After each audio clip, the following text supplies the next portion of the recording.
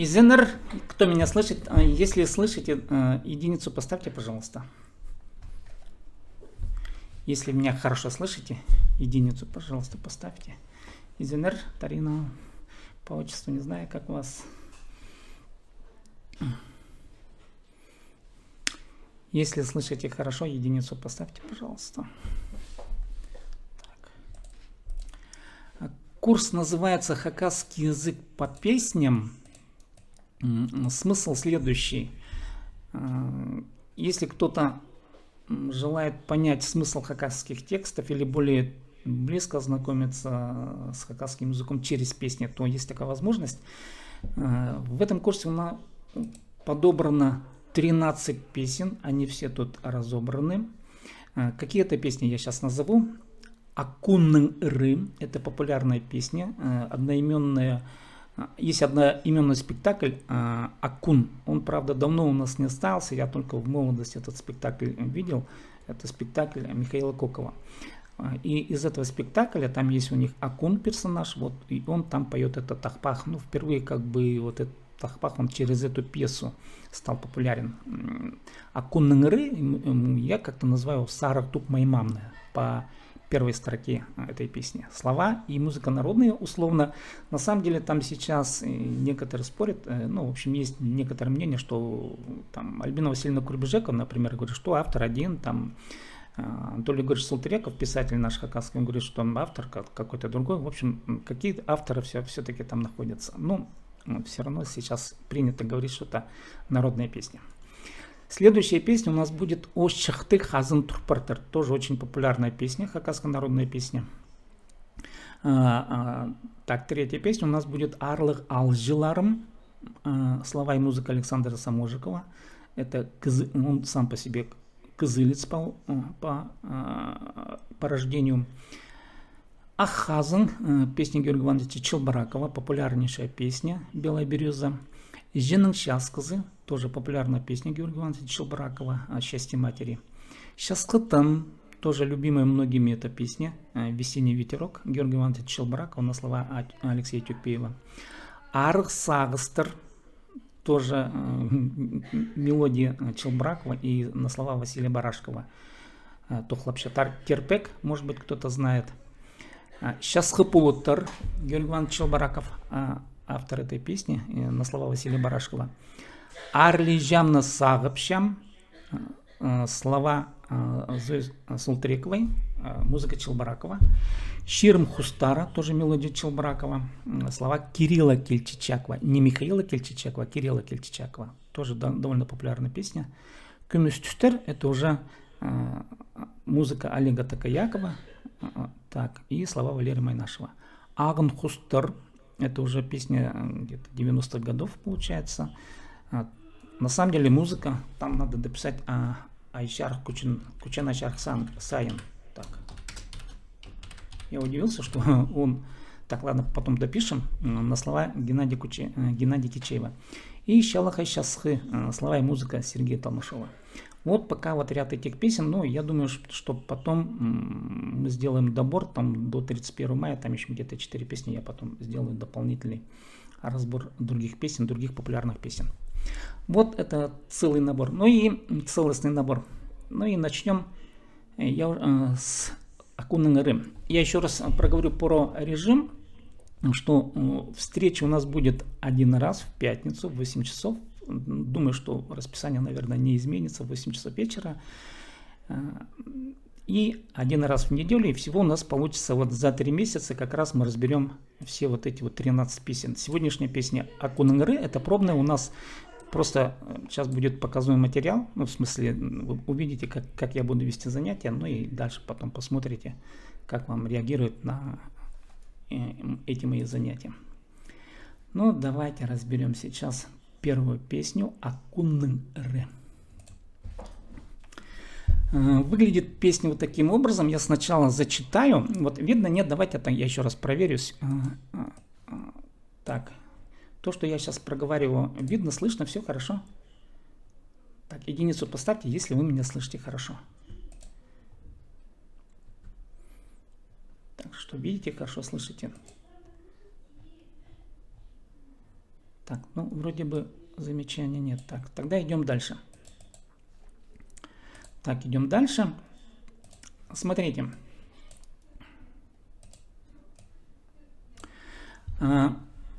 Сам текст, он восьмистрочный.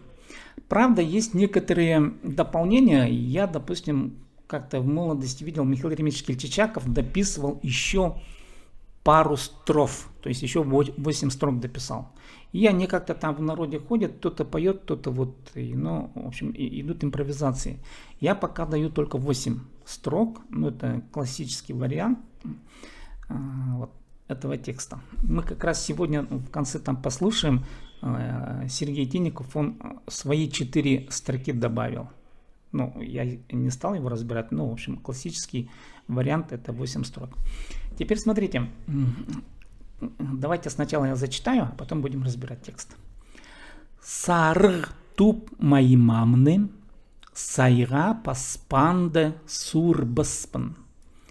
Сағынғынымыны албанды, сар шорғамның түспеспін.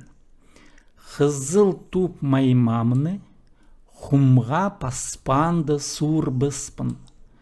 Хынғын қызымны албанды, қызыл шорғамның түспеспін.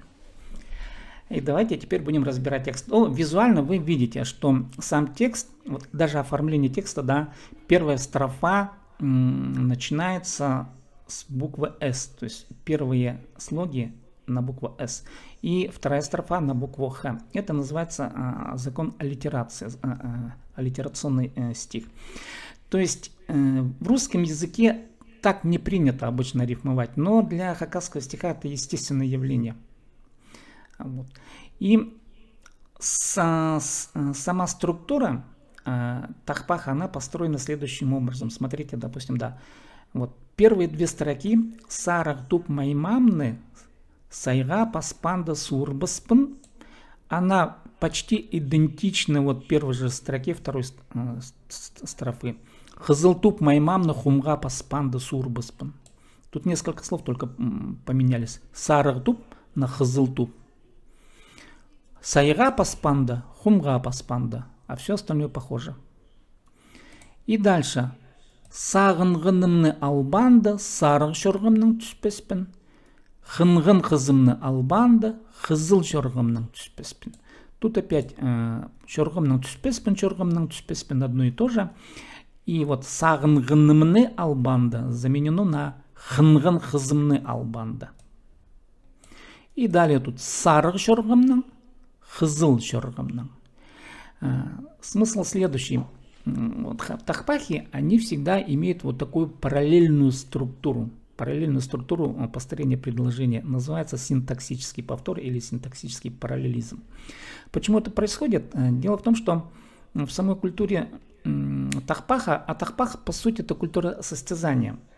Человек, когда слышит первый раз, допустим, да, ну и состязается в искусстве тахпахом, так, через 10 минут у нас. Вот смотрите, если у вас закончится время, да, вот зайдете по этой же ссылке снова, хорошо? Вот по этой же ссылке. Угу. Да, тут показывает, что через 10 минут сейчас Zoom закончится. Но, в общем, перезайдете. Так, и смотрите, теперь давайте разберем. Начнем с глагола. Вот. В первом предложении «Сар туп маймамна сайга паспанда сур бспан».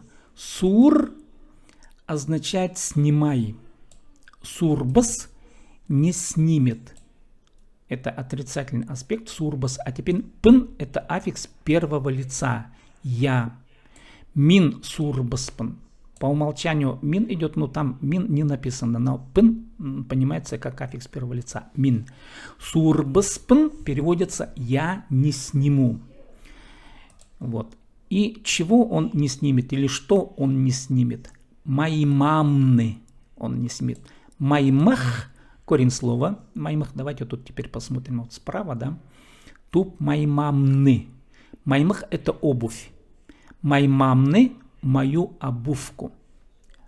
Ну или свою обувку, можно так перевести. То есть сурбаспн маймамны. Маймамны сурбаспан, правильно, да? Не сниму свою обувку. Теперь какая обувка? Туп маймамны. Туп – это кожа. Кожаную свою обувку, получается, туп маймамны сурбаспан. Кожаную свою обувку не сниму. А теперь, что за кожаная обувка? Сарых. Тут уже оттенок цвета придается вот этому выражению, да. Сарых туп маймамны. Желтую кожаную свою обувку не сниму. А теперь сайга паспанда. Что это такое? Это условие. Паспанда, паспе означает не наступай. Не ступай, не наступай. Паспанда, пока не наступлю. Вот это анда, енда, это условие действия. Паспанда не сниму. Сурбаспан. Паспанда, но сайга паспанда. Куда или на что, пока не наступлю? Пока не наступлю на сай. Сай – это галька. Вот. Ну, камешки мелкие, да, у речки. Вот сайга паспанда, пока на мелкую гальку не наступлю, не сниму. Вот предложение, получается, приобретает вот такой перевод. Сарых туп маймамны, желтую кожаную свою обувку, пока на гальку не наступлю, я не сниму. Вот с этого начинается тахпах. И дальше. Тюспеспен. Разберем опять последний глагол. Вот последнее слово. Тюс. Тюс означает сходи, сойди, спускайся. Ну, имеется в виду, сейчас посмотрим, откуда спускаться, да. Пес, тюс, пес, опять аффикс отрицания. Тюс, сходи, слезай. Тюспес, не сойдет, не слезет. Пин, опять аффикс первого лица. Тут повторение глаголов, идентичных глаголов по форме. Сурбаспен, я пока не сниму. Тюспеспен, я не сойду. Вот тюспеспен. А теперь тюспеспен откуда? Щоргамнан тюспеспен. Щорга – это лошадь. Щоргам аффикс принадлежности. Миның щоргам – моя лошадь, да, или моя лошадка. Щоргам – моя лошадь. Нан – это исходный падеж. Откуда? Щоргам нан – со своей лошади. Тюспеспен – я не сойду. Щоргамнан тюспеспен – со своей лошади я не сойду. А теперь сары. Сары вы уже знаете. Сары – это вот желтый, да. Сарых щоргамнан – со своей желтой лошади не сойду. А теперь вот албанды. Ну, вы, может быть, замечаете. Паспанда – условие действия. Албанда – тоже условие действия. Паспе – не наступай. Паспанда – пока не наступлю, да. Албы – не бери. Албанда – пока не возьму. Вот смысл такой. Пока не возьму. А теперь, что пока не возьму или кого пока не возьму? Сагынғынымны. Длинное слово. Сагын означает думай. Сагын – это глагол такой. Сагынғын – думал. Сагынғыным – тот, о котором я думал. Сагынғыным. То есть предмет обращения интеллекта, да, вот к кому я обращаюсь или к чему. Сагынғыным – тот, о котором я думаю. А теперь сагынғынымны. Ны – это винительный падеж. Ны, ты, да. Кого пока не возьму? Сагынғынымны, пока я не возьму. Вот. И получается сагынғынымны, ту, о которой я думаю. Албанды, пока не возьму. Но тут имеется в виду в жены.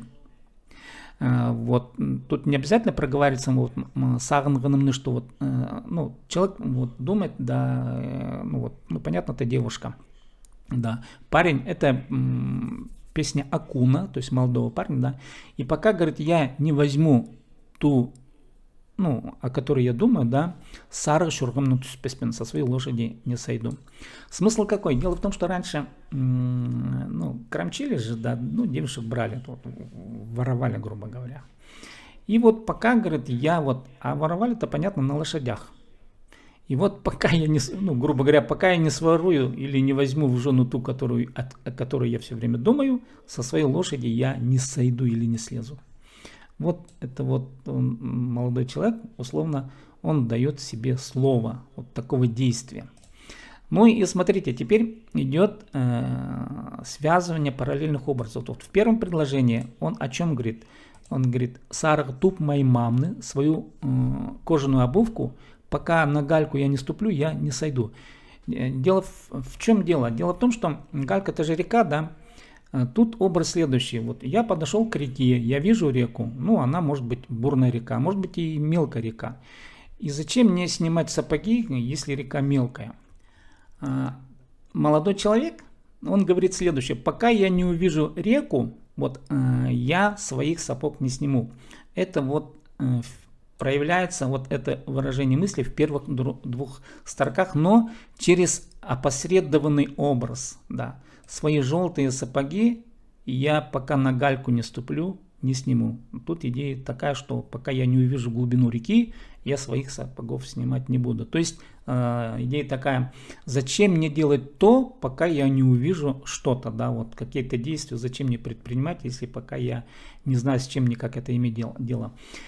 И вот, то есть намерение какого-то, вот, ну, проявления характера какого-то. Человек говорит, да, вот у меня такой характер, да, вот.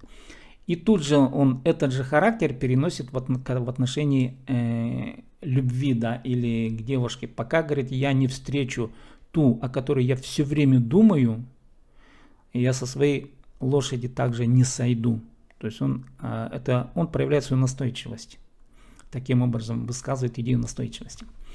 Ну и, конечно, смотрите, вот, допустим, теперь следующее четверостишие. Тут, я думаю, уже по аналогии, вы уже сами даже можете разобрать, да. Смотрите, еще раз повторю. Сарг туп моей мамны, да. Хзыл туп моей мамны. Идея одна и та же, только тут появляется слово хзыл. Это красная кожаная обувка. И получается хзыл туп моей мамны, кожаную, красную кожаную свою обувку. Теперь уже хумга паспанда. Было сайга паспанда, на гальку пока не ступлю. Тут хумга. Хум это песок. У реки всегда есть гальки и всегда есть песок. Да. Хумга паспанда. Пока на песок не ступлю, сурбаспан не сниму. И следующая идея, вот мы разбирали сагнгным, это та, о которой я думаю, да, ны. Это винительный падеж кого? Сагнгнымны, ту, о которой я думаю. А тут хнган хзмны. Вот смотрите, хз это девушка, хзм моя девушка. Да? И вот получается так.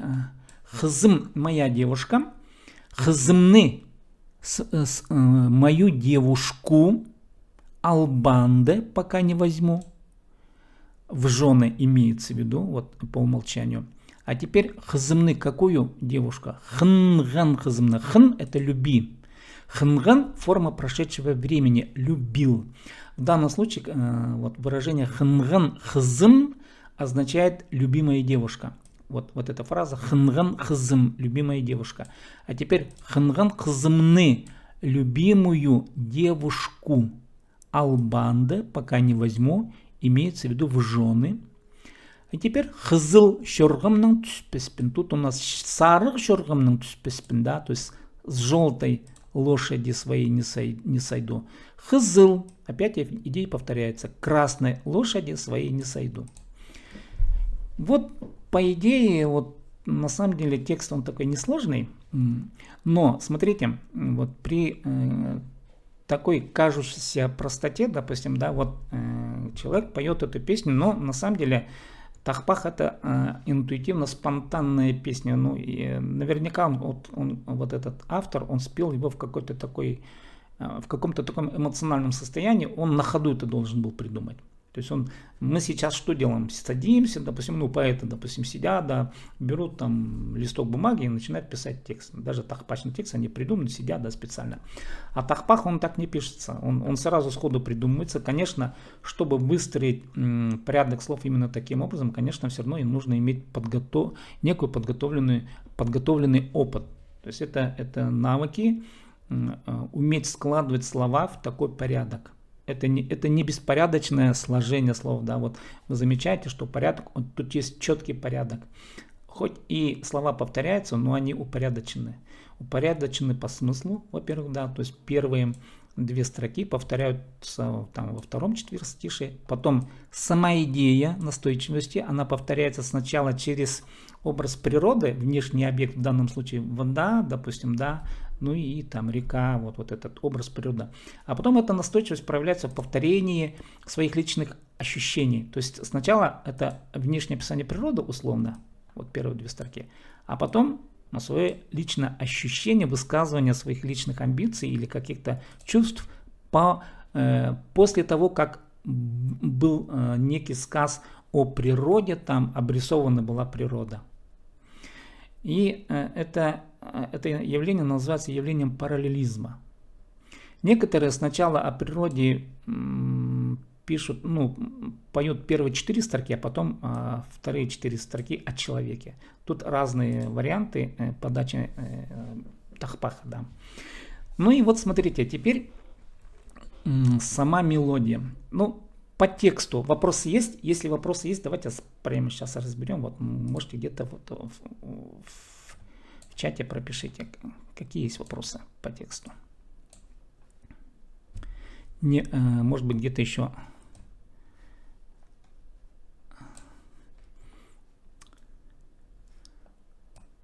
Так, если вопросов нет, тогда идем дальше. Хорошо? Так, давайте так.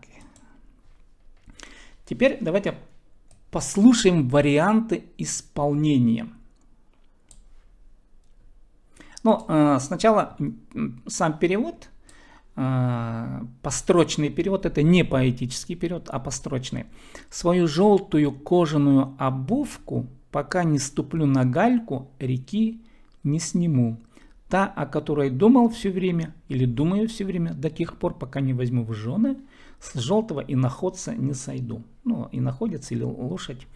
Свою красную кожаную обувку, пока не ступлю в песок реки или не сниму. Ту, которую люблю, до тех пор, пока не возьму в жены, с красного иноходца не сойду. Вот такая песня про настойчивость молодого человека. Так, ладно, дальше. Так. Теперь смотрите, я буду включать мелодию. По-моему, вам должно быть слышно. Я тут проверял, но вроде бы слышно. Это исполнение, первое классическое исполнение, конечно, было записано уже в советские годы. Это самое яркое исполнение осталось у Владимира Герасимовича Чаптокова.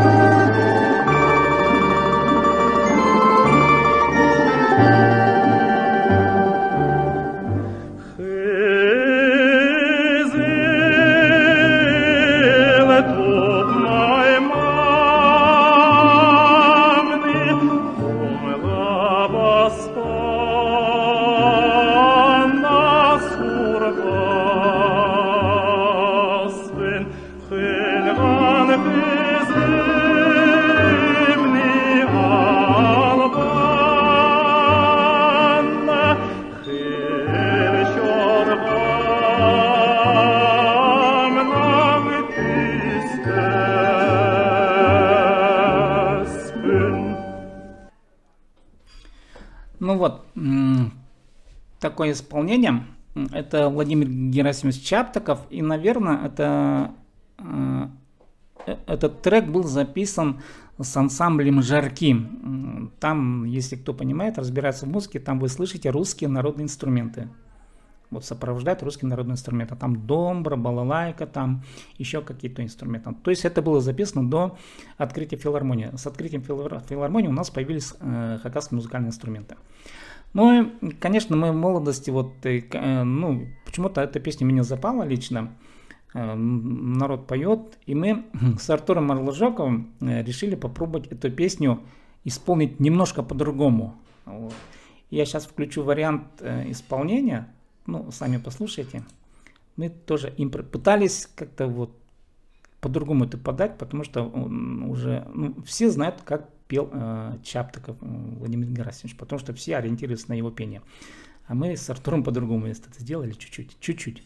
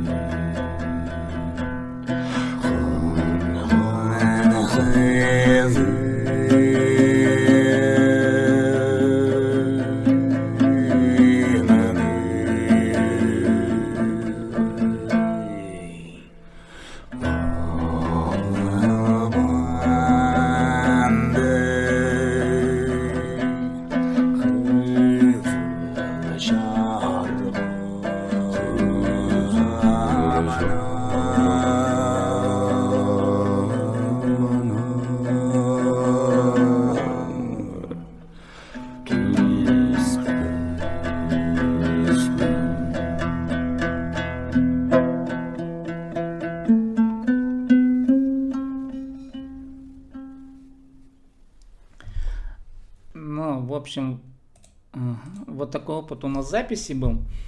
Но я хочу сказать, что Вот эта запись, она была спонтанна на самом деле, и мы, по-моему, то ли со второго дубля, вот это второй дубль записи был, и, по-моему, даже мы не репетировали его.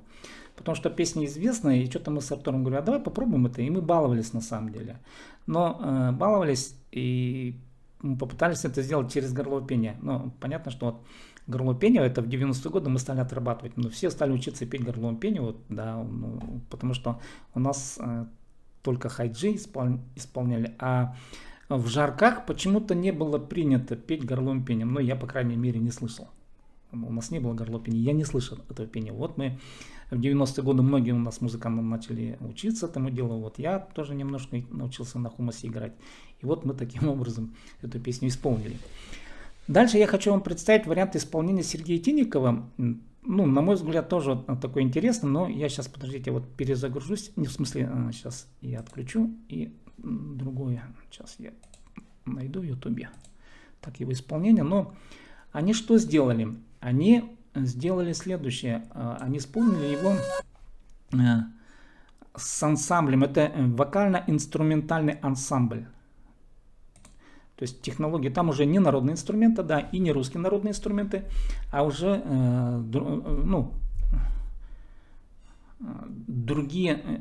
другой набор.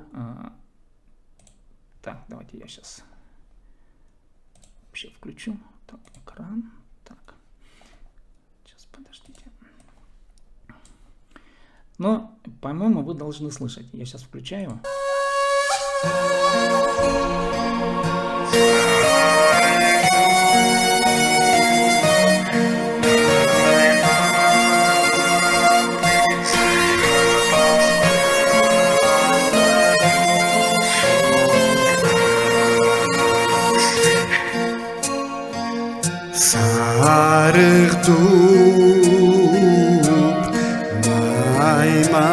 Маймамни сайга паспанда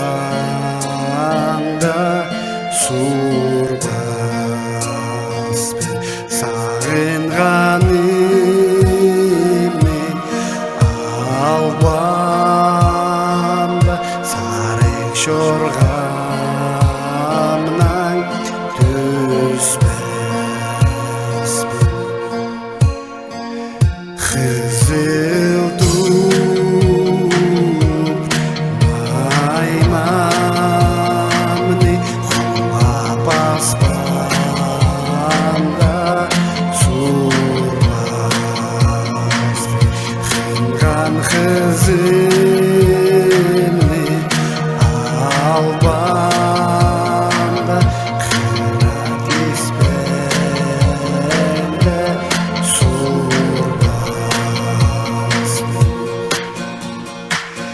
Қара туп маймамны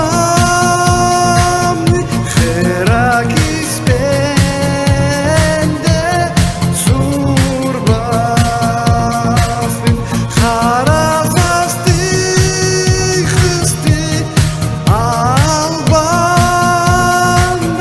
қара жорғамнан түспеспен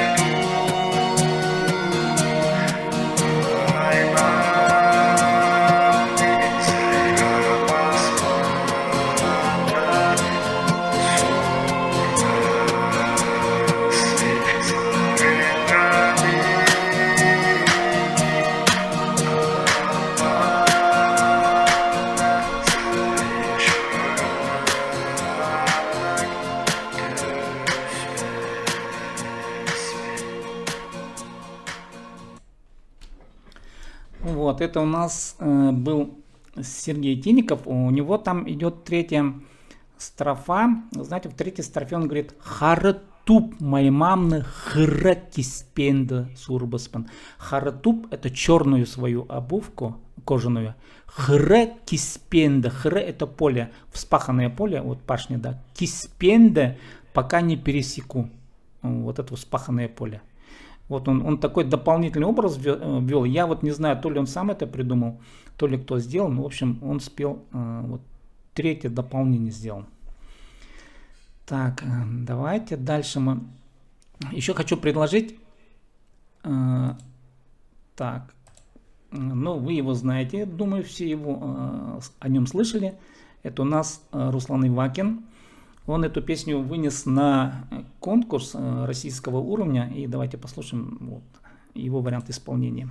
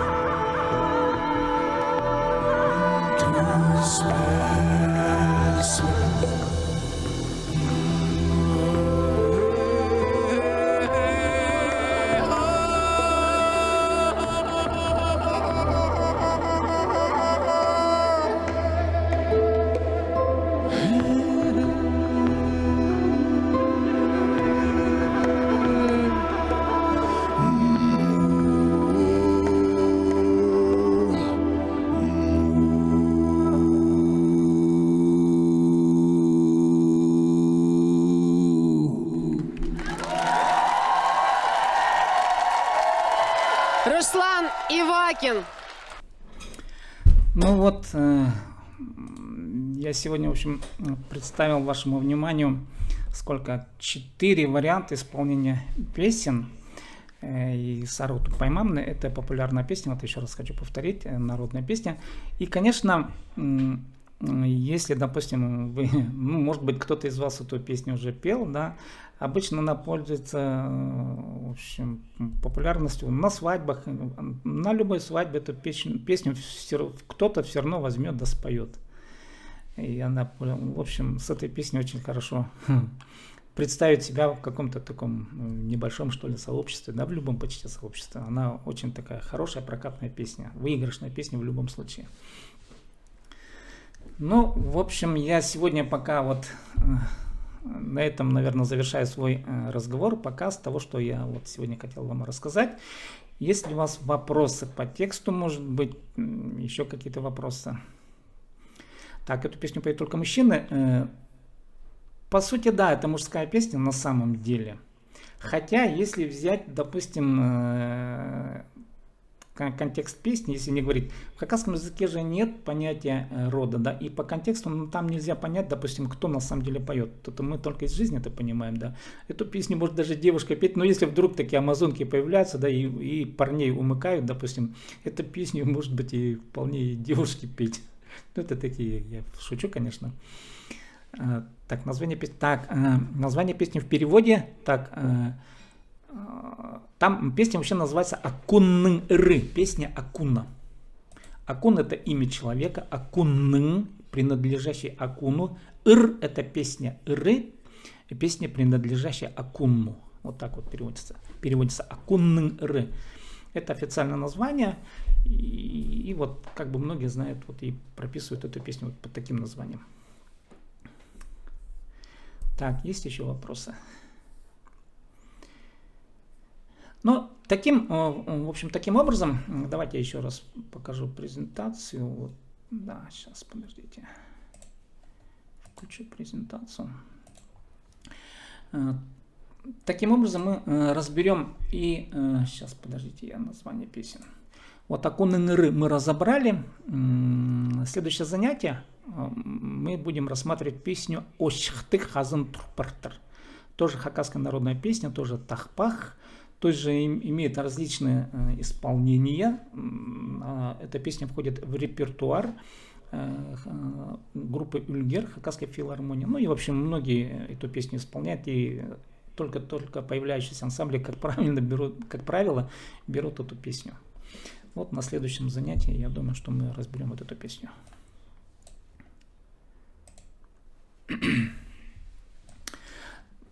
Так, есть еще вопросы?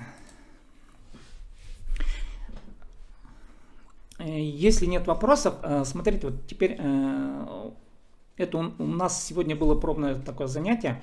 Я вот это видео, думаю, наверное, ну, для рекламы тоже вот того, чем я занимаюсь, вынесу в интернет вот записи. А все остальные уже уроки будут только для тех, то есть ссылку я буду давать только для тех, кто обучается у меня или обучался ранее у меня. А те, которые еще ко мне не пришли, но они этот курс будут, ну, я им хочу предложить за какую-то небольшую такую плату.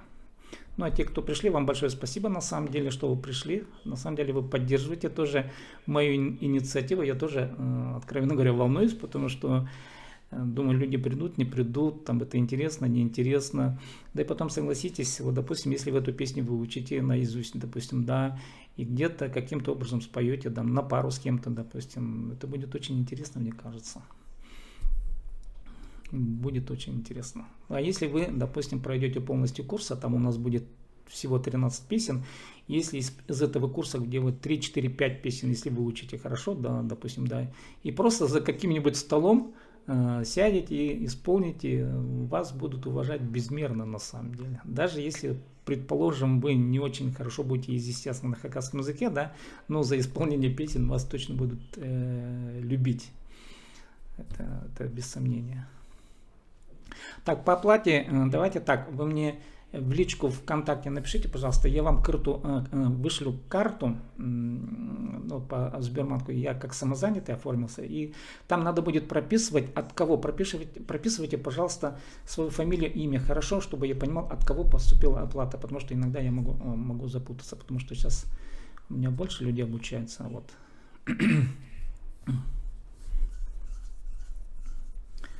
Ну да, я эту песню тоже пел, но мне эта песня сильно нравится, вот самому я тоже люблю вот там, в любом месте эту песню. У меня, к сожалению, сейчас хомс сломался, теперь без хомса пою. Так, есть еще вопросы?